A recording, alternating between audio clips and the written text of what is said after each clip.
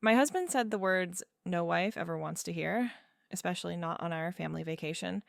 I wish I had married you instead. The worst part wasn't just hearing those words, it was that he said them to my own sister.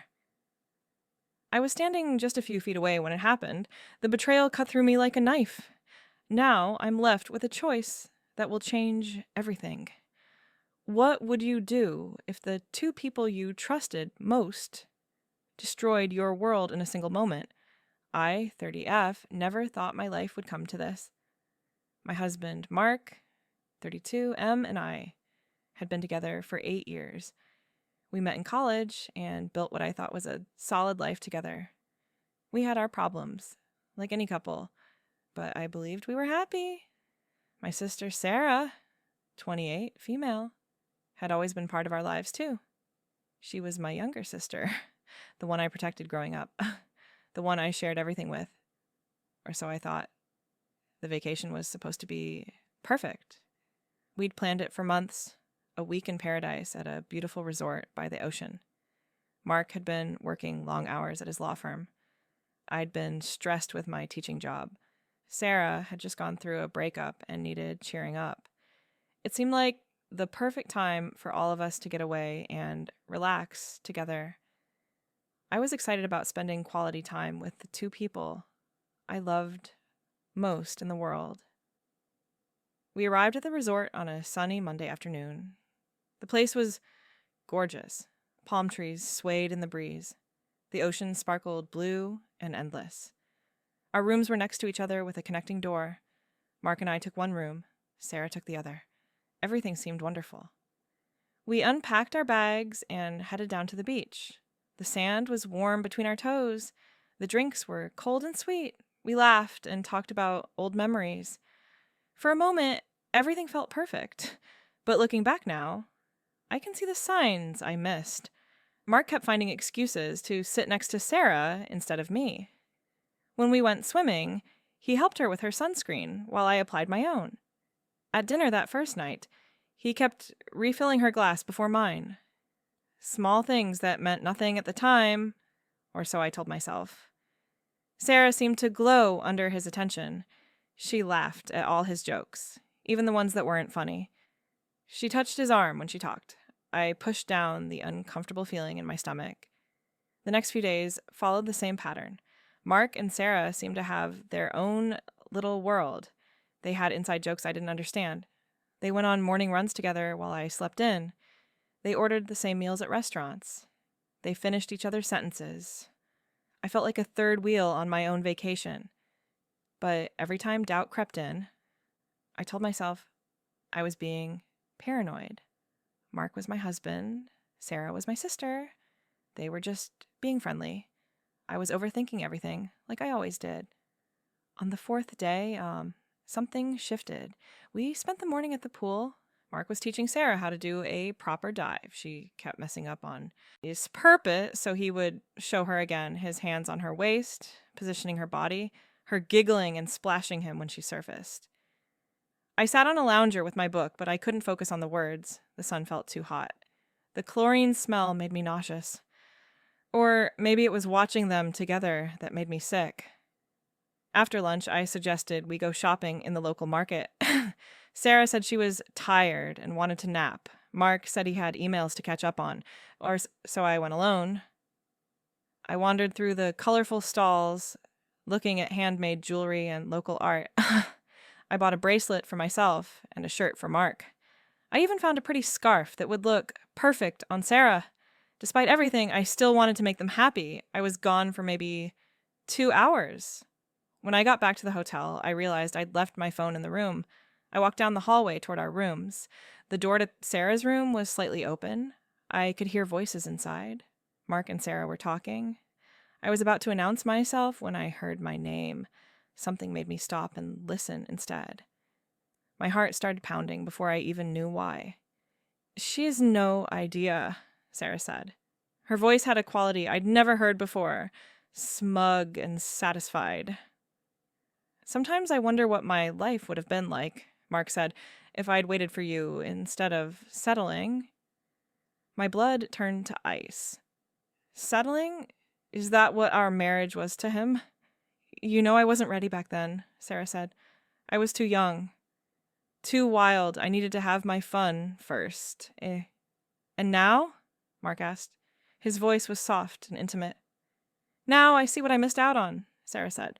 You're everything I want in a man. Successful, handsome, devoted. Devoted to the wrong sister, Mark said. They both laughed. The sound made me want to throw up. She's so boring, Sarah continued. Always worried about lesson plans and grocery lists. When was the last time she did anything spontaneous? I can't remember, Mark said. Every day is the same routine. Wake up, work, dinner, TV, sleep. I feel like I'm slowly dying. We would have had so much more fun together, Sarah said. Remember that time in Vegas when she went to bed at 9? We stayed up all night talking by the pool. I think about that night a lot, Mark said. I almost kissed you. I wanted you to, Sarah admitted. There was a pause. Were they kissing now? I couldn't see through the crack in the door, and I was too frozen to move closer. I wish I'd married you instead, Mark said finally. The words hung in the air like poison. Me too, Sarah whispered. I backed away from the door as quietly as I could. My legs felt like jelly. I made it to our room and locked myself inside. Then I collapsed on the bed and tried to breathe. The room spun around me. 8 years of marriage, a lifetime of sisterhood. All of it was a lie. They wished they were together. They thought I was boring. They had almost kissed in Vegas. How many other moments had I missed? How long had they felt this way? The pain hit me in waves.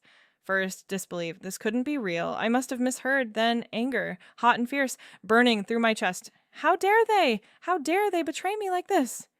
Then sadness, deep and overwhelming. The two people I loved most in the world didn't love me back. At least not the way I loved them. I curled into a ball and let the tears come. I cried until my eyes burned and my throat was raw. Eventually, the tears stopped. I sat up and looked around the room. Our suitcases sat in the corner, Mark's cologne on the dresser, my sundress hanging in the closet, the shirt I'd just bought him still in its bag. Everything looked the same, but nothing would ever be the same again. I thought about confronting them, storming into Sarah's room and demanding answers, but what would that accomplish? They would deny it or make excuses.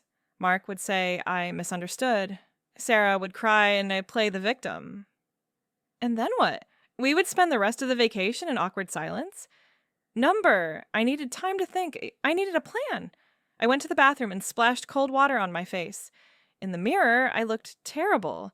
Red eyes, blotchy skin, mascara smeared. I cleaned myself up as best I could. Then I noticed something on the desk. Our passports. All 3 of them stacked together. Mark always insisted on keeping them in one place so they wouldn't get lost. Such an organized man, so responsible, so devoted to the wrong sister. I picked up his passport and flipped through it. His serious face stared back at me from the photo.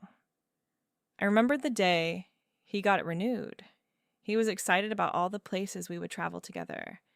Paris for our anniversary, Japan for the cherry blossoms, Iceland to see the northern lights. All lies. He didn't want to see the world with me. He wanted Sarah. A plan started forming in my mind. It was cruel. It was petty. It was perfect. I heard footsteps in the hallway. Quickly, I put the passports back and grabbed my phone. I pretended to scroll through it as Mark walked in. Hey, babe. Yeah, he said casually, like he hadn't just ripped my heart out. Where did you go? Shopping, I said. My voice sounded normal somehow. I got you something. I handed him the bag with the shirt. He pulled it out and smiled. This is great, he said. Thanks, honey. Honey. The word made me want to scream. How many times had he called me that while wishing I was someone else? Where's Sarah? I asked. Oh, she was napping, Mark said.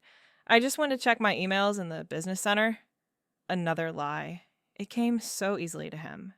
We should get ready for dinner, I said. The reservation is at 7. Sounds good, Mark said. He kissed my forehead. A dutiful husband's kiss. Empty and meaningless. He went to shower. All right, I heard the water running and knew I had a few minutes. I grabbed his passport again. This time, I didn't hesitate. I slipped it into my purse, deep in the inside pocket. Then I saw Sarah's passport. For a moment, I considered taking hers, too. But no, this was between Mark and me. Sarah would face her own consequences. I put her passport back and zipped my purse shut. Mark came out of the bathroom with a towel around his waist, water droplets on his chest. Once upon a time, that sight would have made me want him. Now, it made me sick. "Your turn," he said. I took my time getting ready. I chose a red dress that Mark had always loved. I did my makeup carefully. If this was going to be our last dinner together, I wanted to look good. I wanted him to remember what he was losing. When I came out, Mark whistled. "You look amazing," he said. "Thank you," I said. The compliment meant nothing now. Sarah knocked on our door. She wore a tight black dress that showed too much cleavage. Of course she did. "Ready?" she asked brightly. We walked to the restaurant together. Mark in the middle, Sarah and I on either side, like a twisted family portrait. The restaurant was beautiful, candles on every table, ocean views, soft music playing. The hostess seated us at a corner table. Mark pulled out Sarah's chair first, then mine.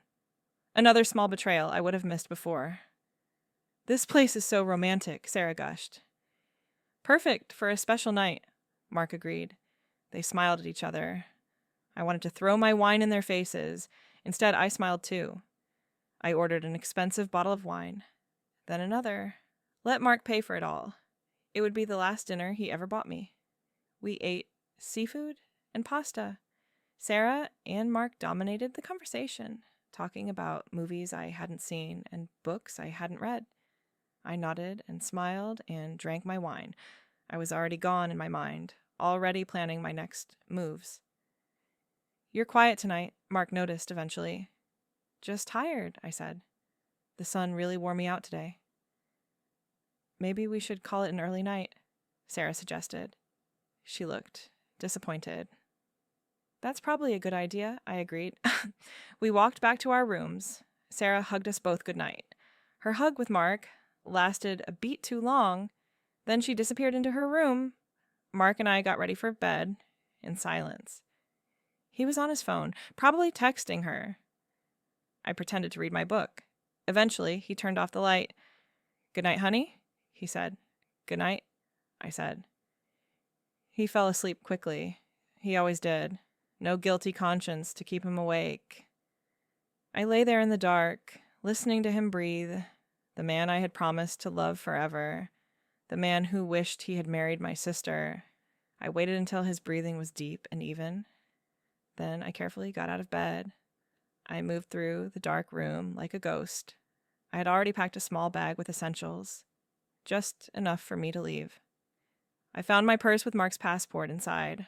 I wrote a note on the hotel stationery. My hand was steady as I wrote, "Don't bother looking for me. The joke's on you both." I left the note on my pillow. Then I slipped out of the room. The hallway was empty and quiet. I walked to the elevator and pressed the IEC button. My heart pounded as I waited. What if Mark woke up? What if he came looking for me? But the doors opened, and I stepped inside alone. In the lobby, I went to the front desk. "I need to check out early," I told the night clerk. "Family emergency." "I'm so sorry to hear that," she said. "Is there anything we can do to help?" "Just call me a taxi to the airport, please," I said. While I waited for the taxi, I sent a text to my parents. "Had to leave vacation early. Work emergency. We'll explain later. Don't worry, I'm fine." Then I turned off my phone. I didn't want to deal with questions yet. The taxi arrived. The driver loaded my bag. I took one last look at the hotel.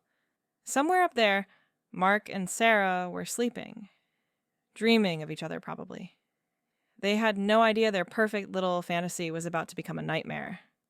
The drive to the airport was quiet. The driver didn't try to make conversation. Maybe he could sense I wasn't in the mood. I watched the dark landscape pass by the window. Palm trees, and hotels, and lives I would never live. When we reached the airport, I paid the driver and walked inside. The airport was mostly empty at this hour. A few red-eye travelers dragging their luggage. I went to the ticket counter and bought a seat on the next flight home. It wasn't cheap, but I didn't care. I used the credit card Mark and I shared. Let him see the charge and wonder. I went through security without any problems. They didn't ask about the extra passport in my bag. Why would they? I found my gate and sat down to wait. The sun was starting to rise, painting the sky pink and orange. A new day, a new beginning. I turned my phone back on. Immediately, it started buzzing with messages. 3 from my parents asking if I was okay, 5 from Mark, 2 from Sarah. I ignored them all. Then Mark called. I let it ring a few times before answering. "Where are you?" he demanded. No hello, no concern, just anger. "At the airport," I said calmly. "What? Why? What's going on?" "I'm going home," I said, without telling me. Without saying goodbye? Like, what is wrong with you? What's wrong with me? I laughed. That's funny coming from you. "What are you talking about?" he asked, but his voice changed. He knew. "I heard you," I said. "Yesterday, with Sarah." I heard everything. Silence. A long pause while he tried to figure out what to say. "I don't know what you think you heard," he started. "I wish I'd married you instead," I quoted. "Ring any bells?" Another silence. "It wasn't what it sounded like," he said finally. "Yeah, we were just talking. It didn't mean anything." "It meant everything," I said. 8 years of marriage, and you wish you'd chosen my sister." "That's not... I didn't mean..." "Where's your passport, Mark?" I interrupted. "What?" "Your passport. Where is it?" I heard him moving around. Drawers opening, bags being searched. "It was right here," he said, with the others. "Where is it?" "Gone," I said simply. "What do you mean?" "Gone. What did you do?" "Exactly what you deserve," as I said. Like, you wanted to be with Sarah so badly. "Well, now you're stuck with her." "This isn't funny," Mark said. His voice was rising. "I need my passport." We have a flight in 3 days." "No," I corrected. "You had a flight in 3 days. Now you have a problem." "You can't do this," he said. "This is theft. I'll call the police." "Go ahead," I said. "Explain to them how your wife took your passport after she caught you emotionally cheating with her sister. I'm sure they'll be very sympathetic." "It was just a conversation," Mark insisted. "Sarah and I have never done anything physical." "Congratulations," I said sarcastically. "You want a medal for not sleeping with my sister? You only wanted to. You only wished you'd married her instead of me. You only think I'm boring, and you're slowly dying in our marriage." "You heard that?" His voice was smaller now. "Every word," I confirmed. I'm sorry," he said. "I didn't mean it. I was just venting. You know how Sarah is. She gets you talking and saying things you don't mean." "Don't blame this on her," I said. "You're both adults. You both made choices. And now you both get to live with the consequences." "Please," Mark begged, "don't do this." "Come back. We can talk about it. We can go to counseling. We can fix this." "There's nothing to fix," I said. "You can't unsay those words. You can't unfeel those feelings, and I can't unhear what I heard." "What am I supposed to do?" he asked. "I'm stuck here without a passport." "Figure it out," I said. "You're a smart, successful lawyer, remember?" "I'm sure you can handle it." "This is insane," Mark said. "You're being completely irrational." And no, I said what I thought. Like, for the first time in years, I'm thinking clearly. You and Sarah want to be together. Be together. Enjoy your extended vacation. Maybe you can finally have all that fun you've been missing out on with boring old me." "That's not what I want," Mark said. "It's what you said you wanted," I reminded him. "People say things they don't mean when they're frustrated," he argued. "No," I said. "People say what they really think when they think no one is listening. My flight was starting to board. I heard the announcement over the speaker. I have to go," I said. "Wait," Mark said desperately. "Please, let's talk about this. Where's my passport? At least tell me what you did with it." "Why would I do that?" I asked. "You didn't give me the courtesy of honesty."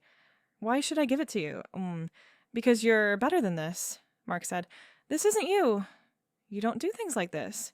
You're right, I agreed. The old me wouldn't have done this. The old boring me who made grocery lists and went to bed early. But that woman is gone. You and Sarah killed her yesterday. We can fix this, Mark said again. My plane is boarding, I said. Please, Mark begged. I love you. No, I said. You love the idea of me, the safe choice, the responsible sister, the one who would never leave you. Well, surprise, I'm leaving. What about our life together? Mark asked. Our home? Our plans? Your problem now, I said. I'm done planning my life around someone who wishes I was someone else. I don't wish that, Mark said. Stop lying, I said. For once in your life, just stop lying. He was quiet for a moment. What about Sarah? He asked finally. What about her? I said. Does she know you're leaving? I left a note, I said, for both of you. This is crazy, Mark said. You can't just disappear.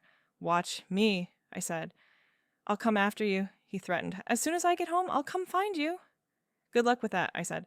Getting an emergency passport isn't easy. Especially in a foreign country. Could take weeks. Maybe months if there are complications. You planned this, he said. It wasn't a question. I had all night to think about it, I said. Amazing what clarity you can find when your world falls apart. Sarah didn't mean what she said either, Mark tried. She was just being supportive. You know how she is. She says what she thinks people want to hear. She said I was boring, I reminded him. She said you two would have had more fun together. She said she wanted you to kiss her in Vegas. You heard all of that? Mark sounded defeated now. Every single word, I confirmed. What are you going to tell people? He asked. Our friends? Your parents? The truth, I said. That my husband and my sister betrayed me, so I left. That's not the whole truth, Mark argued. It's enough of the truth, I said. The gate agent was making the final boarding call. I really have to go, I said. Wait, Mark said one more time. Just tell me one thing. Do you have my passport with you? Does it matter? I asked. Yes, he said.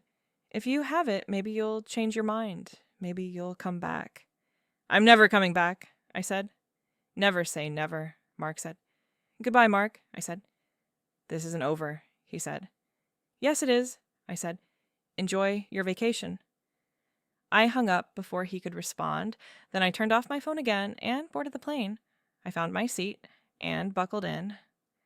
The woman next to me smiled. She had no idea she was sitting next to a woman whose life had just exploded. Or maybe she did. Maybe she had her own story of betrayal and revenge. The plane took off. I watched the island get smaller and smaller below us until it disappeared completely. Somewhere down there, Mark was probably panicking, tearing the room apart, looking for his passport. Sarah was probably reading my note. Were they fighting? Blaming each other? Or were they relieved that I was gone? Could they finally be together without feeling guilty? I didn't care. That was the surprising thing. I thought I would care more. I thought I would second guess myself. But as the plane climbed higher, I felt lighter. Free. For the first time in years, I wasn't thinking about Mark's needs or Sarah's feelings. I was thinking about myself. The flight was long. I had time to think about everything. Our wedding day when Mark cried as I walked down the aisle. Was he crying because he loved me or because he was marrying the wrong sister? All those family dinners where Sarah would show up looking beautiful and Mark would compliment her dress. Was he already wishing things were different? The vacation to Vegas for Mark's birthday 3 years ago? Sarah had come with us because she had just been dumped. I went to bed early because I had a headache. Mark and Sarah stayed up talking by the pool. They almost kissed. How different would my life be if they had? Maybe I should be grateful. They could have had an affair. They could have been sleeping together for years without my knowledge. At least they had some boundaries, some small sense of loyalty, but emotional cheating was still cheating. Wanting someone else was still betrayal, and saying it out loud, even when they thought I couldn't hear, was unforgivable. I thought about the passport in my purse. Such a small thing, but so important. Without it, Mark was trapped. He couldn't leave the country. He would have to go to the embassy and explain that he lost it. There would be forms and fees and waiting, days or weeks of bureaucracy, and the whole time he would be stuck with Sarah, the sister he wished he had married. Let's see how much fun they had together when the fantasy became reality. The captain announced we were beginning our descent. I looked out the window at the familiar landscape below. Home, or what used to be home. I would have to find a new place now. Somewhere Mark had never been. Somewhere I could start over without memories haunting every corner. My phone had dozens of messages when I turned it back on at baggage claim. I deleted them all without reading them. Then I called my best friend, Emma. "Hey," she answered. "I thought you were on vacation." "I was," I said. "I need to stay with you for a while." "Of course," Emma said immediately. "What happened?" I'll tell you when I get there," I said. "Are you okay?" she asked. "I will be," I said, and I meant it. Emma picked me up from the airport. She took one look at my face and didn't ask questions. We drove to her apartment in silence. It wasn't until we were inside with wine in our hands that I told her everything. She listened without interrupting. When I finished, she hugged me tight. "You did the right thing," she said. "Did I?" I asked. "It feels so petty." "They betrayed you," Emma said firmly. "Both of them. You don't owe them anything." "Mark keeps calling," I said. My phone was buzzing again. "Block him," Emma advised. "Not yet," I said. "I want to see him suffer a little longer." Emma laughed. "That's my girl." We drank wine and ordered pizza. For the first time in days, I had an appetite. Emma let me cry when I needed to. She also let me rage. She was exactly what I needed, a friend who would support me no matter what, unlike my sister who had stabbed me in the back. The next morning, I woke up to more messages. This time, I read them. Mark had sent 20 texts ranging from anger to bargaining to desperation. My favorites were the ones where he blamed Sarah for everything. Apparently, they were fighting. She was upset that I had left. She was upset that he had gotten them into this mess. The paradise they had wished for was turning into hell. Sarah had sent her own messages. She was playing innocent. "Where are you?" "Mark says you left. What's going on? Please call me." As if she didn't know exactly what was going on, as if she hadn't participated in the betrayal. I didn't respond to her either. My parents called. I finally answered. "Honey, what's happening?" my mom asked. "Mark called us. He says you left vacation and took his passport." "He told you that?" I asked. "He's very upset," Mom said. "He says you had some kind of breakdown. Is that what he said?" I laughed bitterly. "Did he tell you why I left?" "He said there was a misunderstanding," Mom said carefully.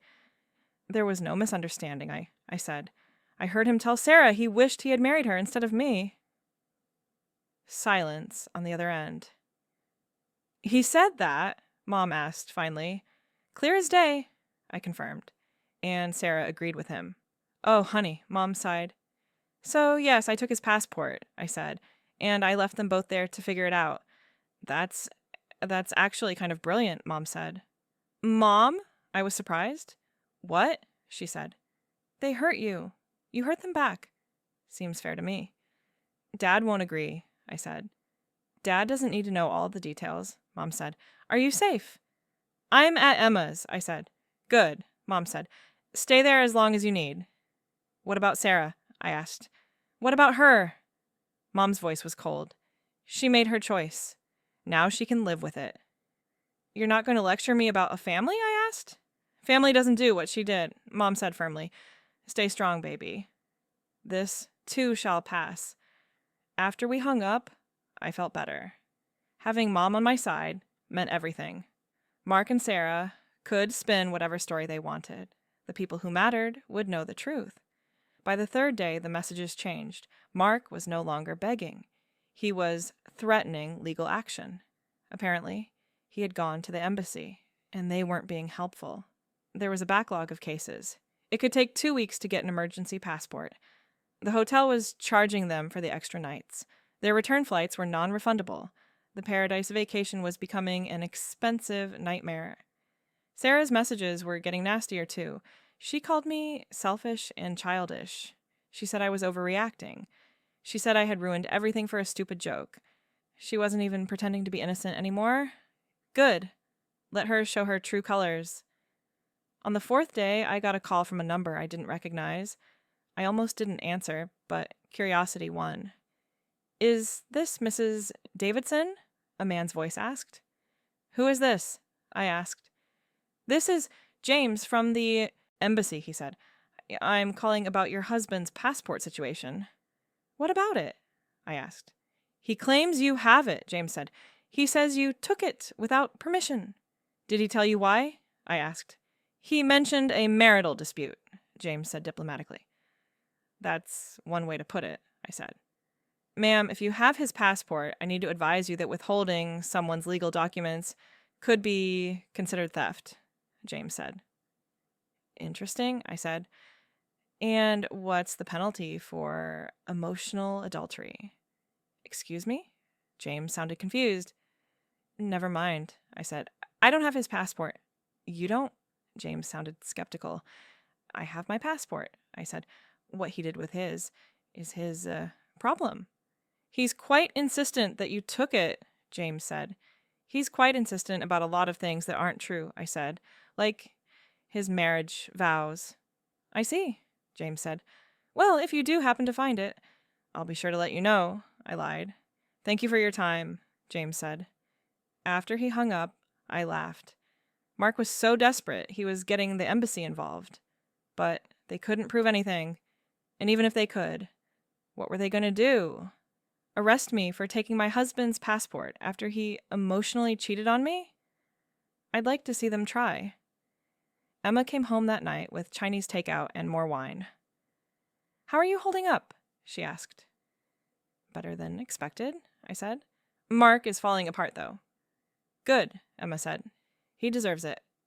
"I keep thinking about them stuck in that hotel," I said. "Forced to spend every day together. No escape, no distractions. Just the two of them and their guilt." "It's poetic justice," Emma agreed. "I wonder if they've slept together yet," I said. "Does it matter?" Emma asked. "Not really," I admitted. "They already betrayed me in their hearts. Their bodies are irrelevant." "You're handling this better than I would," Emma said. "I don't have a choice," I said. I can either fall apart or move forward. I choose forward. What about the practical stuff?" Emma asked. "Your house? Your finances?"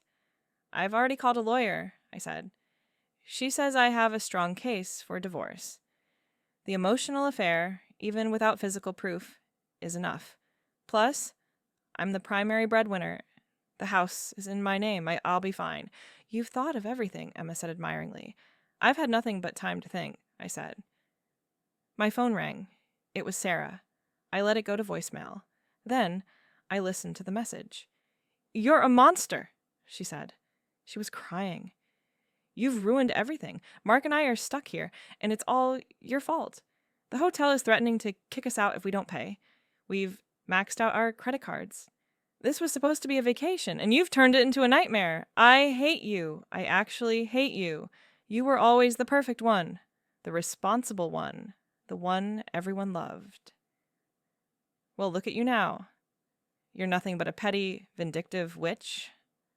I hope you're happy. I hope you're satisfied. You've destroyed your marriage and our relationship. For what? Revenge? Was it worth it? Was it worth losing everything?" I played the message for Emma. "Wow," she said. "She's really losing it. She's showing who she really is." I said, "No more sweet little sister act." "Are you going to respond?" Emma asked. "With what?" I said. "She's said everything that needs to be said. She hates me." "Good. The feeling is mutual." "What about your parents?" Emma asked. "Have they heard from her?" "Probably," I said to one of them, but Mom made it clear whose side she's on. Your mom sounds awesome, Emma said. She has her moments, I agreed. That night, I did something I hadn't done in years. I took a long bath with candles and music, no rushing because Mark needed the bathroom, no interruptions from Sarah calling to chat, just me in the hot water and the quiet. It was peaceful. For the first time since my world exploded, I felt calm. I thought about the future. The divorce would be messy, but I would survive it. I would find a new place to live. Maybe I would travel to all those places Mark and I had planned to visit. But this time, I would go alone or with friends who actually wanted to be with me. I would rediscover who I was without him, without them both. My phone buzzed with another message. This time it was from Mark's mother. Dear, I heard what happened. While I don't condone your methods, I understand your pain. Mark is my son, and I love him, but he was wrong. He was so very wrong. I'm sorry for what he's put you through. You deserved better. I cried when I read that. Even his own mother understood. That's how badly he had messed up. The next few days passed in a blur. I went back to work, telling everyone I had a family emergency. My coworkers were supportive without being nosy. I started looking for apartments. Emma insisted I could stay as long as I needed, but I wanted my own space. I needed to prove I could be alone. Meanwhile, the messages from Mark and Sarah got increasingly desperate. They had run out of money. The hotel had moved them to a smaller room. They were eating instant noodles from the convenience store.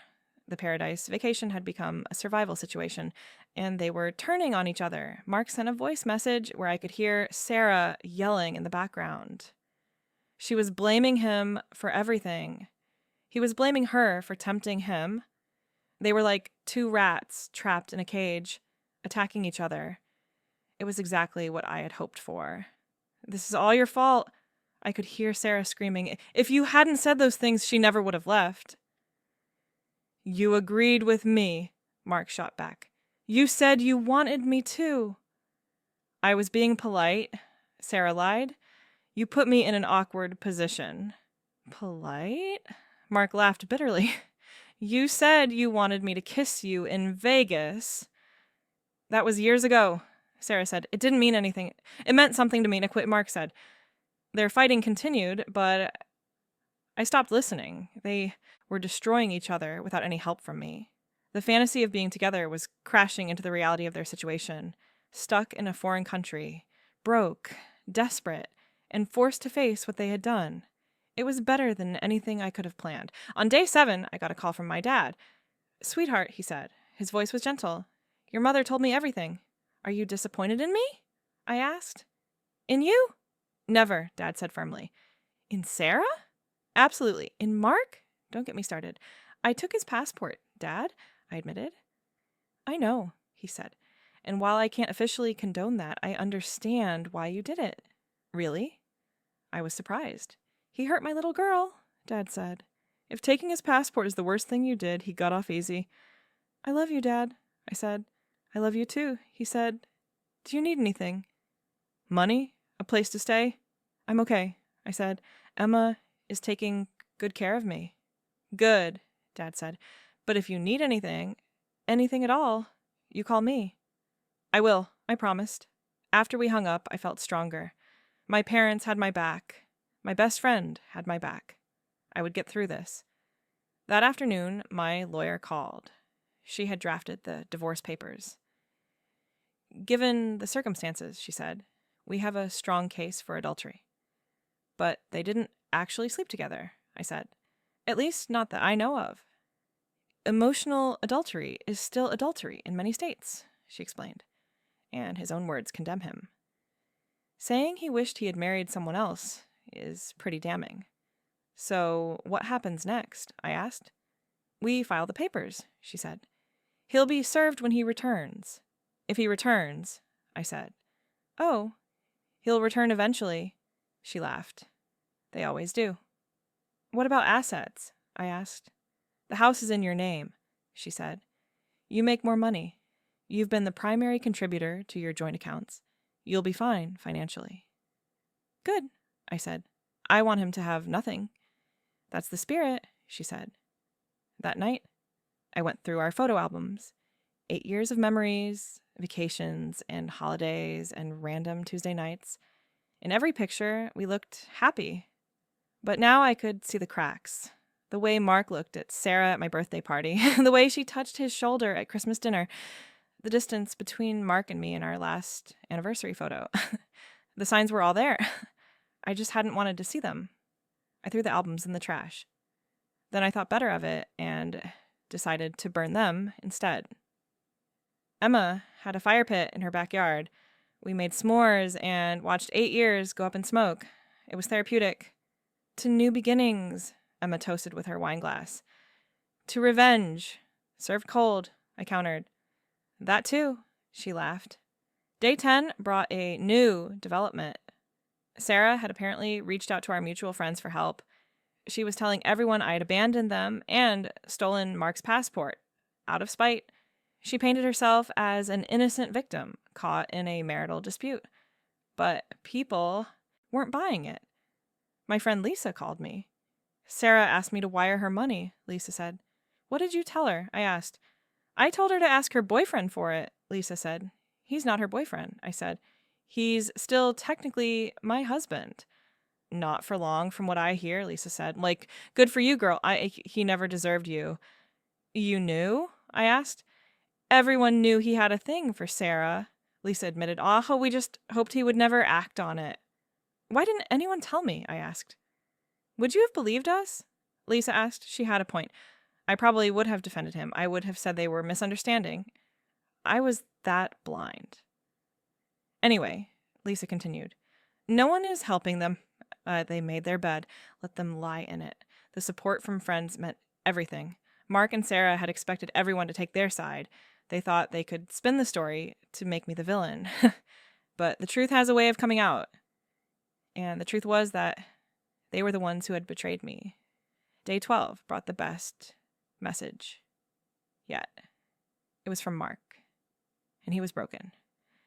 I'm at the embassy, he said. His voice was hoarse. They say it will be at least another week. Sarah and I were not speaking. She blames me for everything. She says I ruined her relationship with you. She says I ruined her life. We can't afford to stay here anymore. We're sleeping in the airport. This is hell. You've sent us to hell.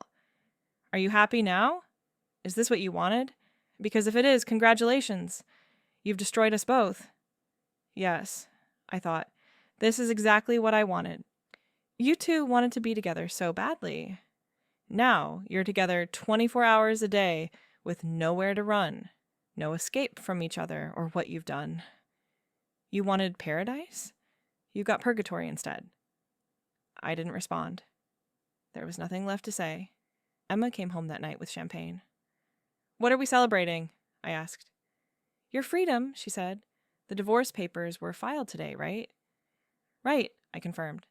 So, you're officially on your way to being single, she said. I know, that deserves champagne. We drank the whole bottle. Then we danced around her living room to break up songs. It was exactly what I needed.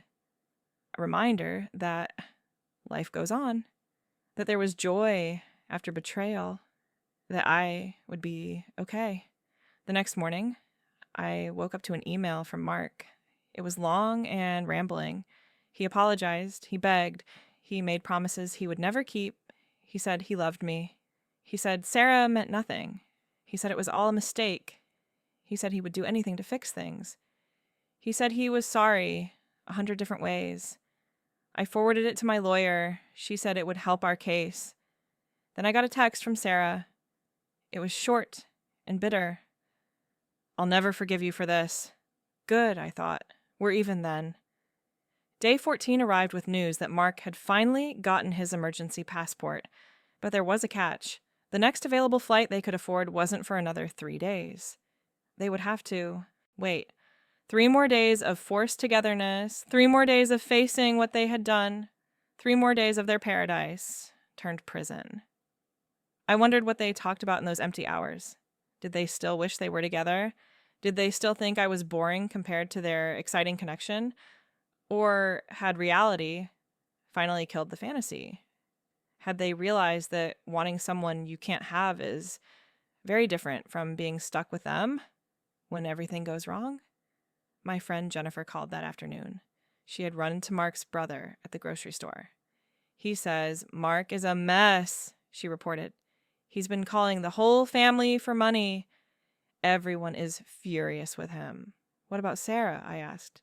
"Your parents aren't speaking to her," Jennifer said. "Your mom told her she's not welcome at family events until she makes things right with you." "She can't make this right," I said. "I know," Jennifer said, "but it's nice that your parents are standing firm." It was nice. Sarah had always been the baby of the family, the one who could do no wrong, but she had finally crossed a line that couldn't be uncrossed. She had betrayed her own sister for a man, the ultimate sin. That night, I found an apartment. It was small but perfect, lots of light, a little balcony, and no memories. I signed the lease immediately. Emma was sad to see me go, but understood I needed my own space. "You'll still come over for wine nights, right?" she asked. "Try and stop me," I said. Moving day came quickly. I didn't have much to pack since most of my things were still at the house I had shared with Mark. But I would deal with that later. For now, I just needed the basics. A bed, a couch, some dishes. Everything else could wait. My parents came to help me move. They didn't mention Sarah once. It was like she had ceased to exist for them. When Mom hugged me goodbye, she whispered, "I'm proud of you."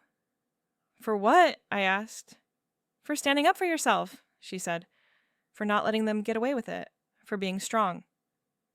"I don't feel strong," I admitted. "That's what makes you strong," she said. The first night in my new apartment was strange. No Mark snoring beside me. No sounds of another person existing in my space. Just me and the quiet. I thought I would be sad, but I wasn't. I was relieved. For the first time in years, I could just be myself. No performance. No pretending. No wondering if I was enough. I was enough. I had always been enough. Mark was the one who wasn't. The next day, I got word that Mark and Sarah had finally made it home. Separately, they had apparently had a massive fight at the airport and taken different flights. The forced togetherness had broken whatever connection they thought they had. The fantasy was dead. Mark showed up at Emma's apartment looking for me. She didn't let him in. "She doesn't live here anymore," Emma told him. "Where is she?" he demanded. "Moving on with her life," Emma said. "Without you." "I need to talk to her," Mark insisted. "No, you don't," Emma said. "You need to leave her alone. This is between me and my wife," Mark said. "Ex-wife," Emma corrected, "or soon to be. And there's nothing between you anymore except lawyers." She shut the door in his face. She told me about it later, and we laughed until we cried. Sarah tried a different approach. She sent me a long letter, an actual paper letter. It was full of justifications and explanations. She said she had always been jealous of me. I had everything she wanted: the stable life, the good husband, the nice house. She said she didn't mean for feelings to develop between her and Mark. She said it just happened. She said she was sorry for hurting me, but that I had overreacted. She said taking Mark's passport was cruel and unnecessary. She said I had ruined their lives over a simple conversation. A simple conversation, that's what she called it. Not a betrayal, not a confession of feelings that should never have existed. Just a simple conversation. I burned the letter, just like I had burned the photos. Some things didn't deserve to be kept. The divorce proceedings moved forward. Mark tried to contest it at first. He wanted to claim I had abandoned the marriage, but my lawyer shut that down quickly. The evidence was in my favor: the emails, the voice messages, the witness testimonies from the embassy. It all painted a picture of a man who had emotionally cheated on his wife and was now facing the consequences. He eventually agreed to my terms. I got the house, which I immediately put on the market. I didn't want to live with those memories. I got most of our savings. He got his car and his personal belongings. It was more than he deserved, but I wanted it over. I wanted to be free. The day the divorce was finalized, I felt nothing. No sadness, no relief, just emptiness. 8 years of my life reduced to paperwork. But then Emma showed up with a cake that said, "Congratulations on your divorce." And I laughed, really laughed, for the first time in months. "Too much?" she asked. "It's perfect," I said. We ate the entire cake and drank too much wine. We talked about the future, all the things I could do now: travel, take classes, date when I was ready. The world was open to me in a way it hadn't been in years. "Any regrets?" Emma asked. "About the divorce?" "No," I said. About taking his passport?" "Also, no." "Good," she said. They deserved it. They did deserve it. They had hurt me in the worst way possible. Not with their bodies, but with their hearts. They had wished for a life without me while I was building a life with them. They had made me question my worth, my value, my entire existence.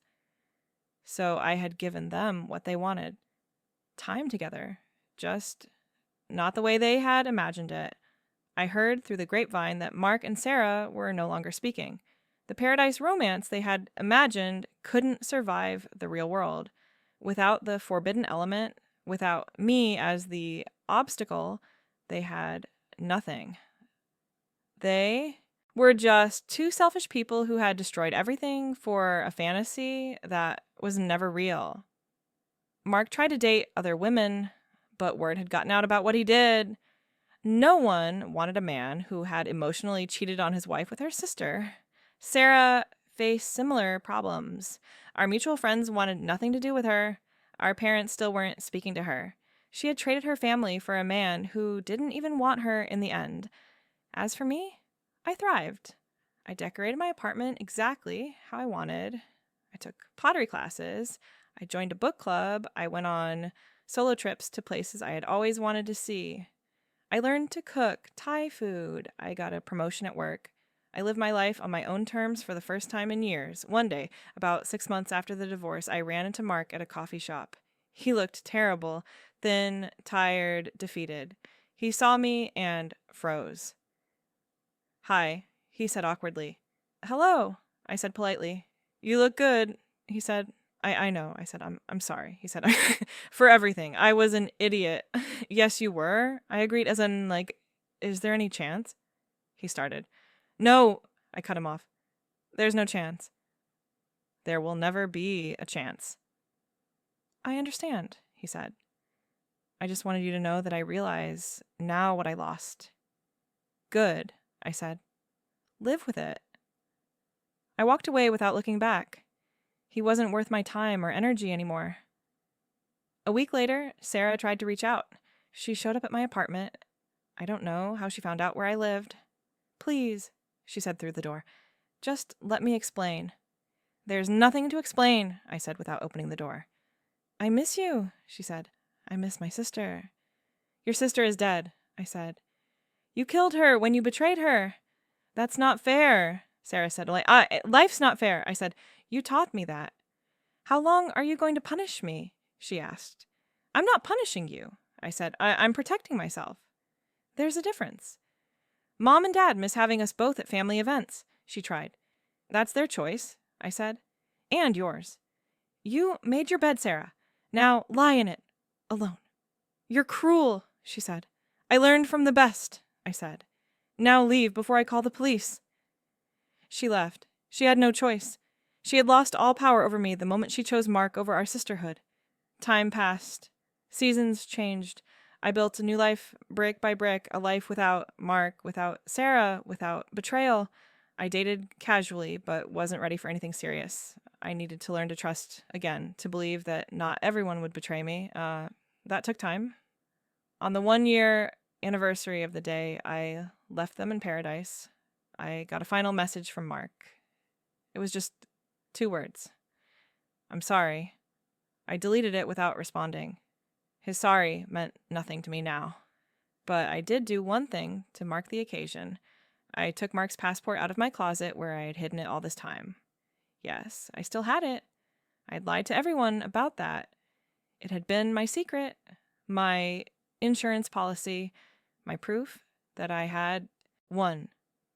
I looked at his photo one last time. The confident man who thought he could have it all. The husband who had wanted another woman. The fool who had lost everything for a fantasy. Then I shredded it. page by page, until it was nothing but confetti. I put the pieces in a bag and drove to the beach, the same type of beach where Mark and Sarah had destroyed my world. But this beach was mine, my new beginning. I threw the pieces into the ocean and watched them disappear into the waves, the last evidence of my revenge floating away. It was over, really over. I was free. As I walked back to my car, my phone rang. It was Emma. "Want to grab dinner?" she asked. "Absolutely," I said. "How are you doing today?" she asked. "I know what day it is." "I'm good," I said, and I meant it. "I'm really good." "You sound different," Emma said. "Lighter." "I feel lighter," I said, like I finally let go of something heavy. "Good for you," she said. "You deserve to be happy." I did deserve to be happy. It had taken me a year to really believe that. But now I did. Mark and Sarah had tried to break me. They had almost succeeded. But in the end, I had broken them instead. Their paradise became their prison. Their fantasy became their nightmare. And my pain became my power. I started my car and drove toward my new life. No looking back, no regrets, no forgiveness for those who didn't deserve it. Just me and the open road and all the possibilities ahead. Mark had wished he had married Sarah instead of me. Well, he got his wish in a way. He got to spend concentrated time with her. Just the two of them. No distractions. No escape. And it had destroyed whatever they thought they had. The grass wasn't greener on the other side. It was poison. As for me, I learned that the only person I really needed was myself. That revenge might be petty, but sometimes it's necessary. That family isn't always blood. That starting over at 30 was scary, but possible. That being alone was better than being with someone who wished you were someone else. The sun was setting as I drove home. The sky was painted in shades of pink and gold, beautiful and temporary, like everything in life. Tomorrow would bring new challenges and new opportunities, but tonight I would have dinner with my best friend. I would laugh, I would live, I would be happy, because that was the best revenge of all. Living well, being happy, moving on. While Mark and Sarah were stuck in the past, trapped by their choices, haunted by what they had done, I was free. Free to be myself. Free to build the life I wanted. Free from people who didn't deserve me. The joke really was on them. They had wanted paradise together. They got it. Just not the way they expected. Be careful what you wish for. You just might get it. And sometimes getting what you want is the worst thing that can happen to you. But getting what you deserve, that's justice. And justice? Served cold on a tropical island with a side of missing passport. Tastes sweet, very, very sweet.